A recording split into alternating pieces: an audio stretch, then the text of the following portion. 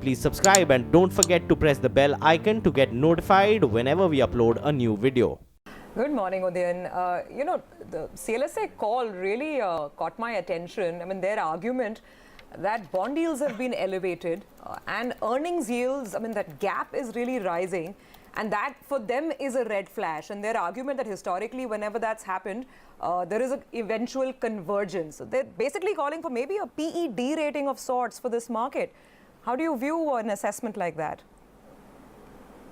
It's quite possible that that will happen now, because through the course of 2018, the remainder, I think earnings will be brought back more towards the 15% kind of level.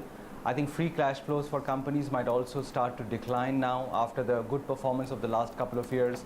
And it's quite conceivable that the elevated Ps of 20, etc., might begin to come down, and more so for the mid caps and small caps. 200 points on the Nifty can never be called. I mean, if the market can move on, particularly in the case of crude cooling down further, which lifts sentiment and is the reason why India has outperformed emerging market peers over the course of the last 1 week. But I think we are trading at the higher end of the band right now.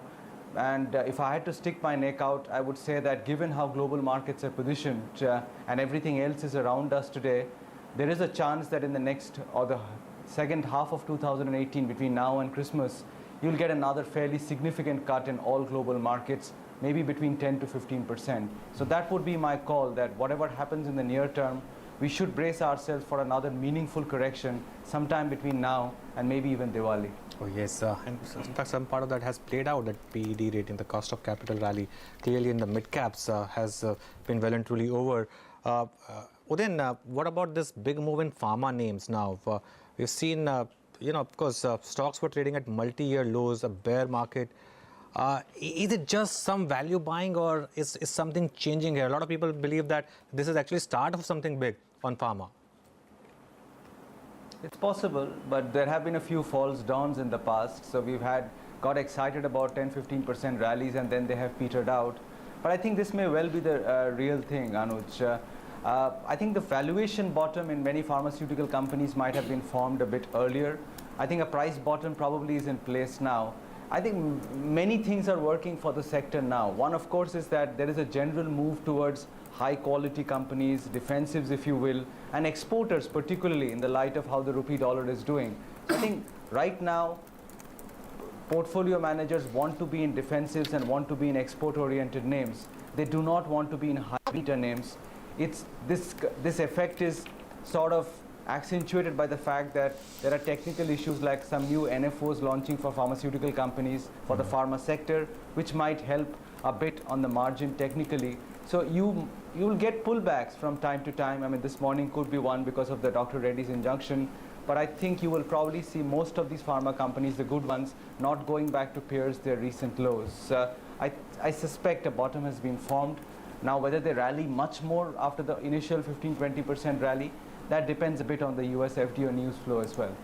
Okay, I wanted to ask you how one should construct their portfolio now for the rest of the year, given that, you are expecting to see a bigger fall. But before that, we're getting news in this morning, at least some wires are suggesting that a succession plan for Chanda Kochar has been put in place. ICICI Pru's Sandeep Bakshi may be named as the interim CEO. I remember the last time we were discussing this issue, you had said that it is the beginning of the end for Chanda Kochar. But for investors, it hasn't really been, a great showing. I mean, this year, the ICICI Bank is down 10%. You think fortunes could change? Oh, sure it could. I mean, the end for Chanda Kochar could be the beginning for ICICI Bank stock for the next couple of years. I have been quite bearish about these corporate banks, as you well know, Sonia, and they have not done very well, PSU banks and the private corporate banks. But, there is now it's beginning to look like they're in the last innings of pain. And this Chanda Kochar episode might actually form the bottom for ICICI Bank.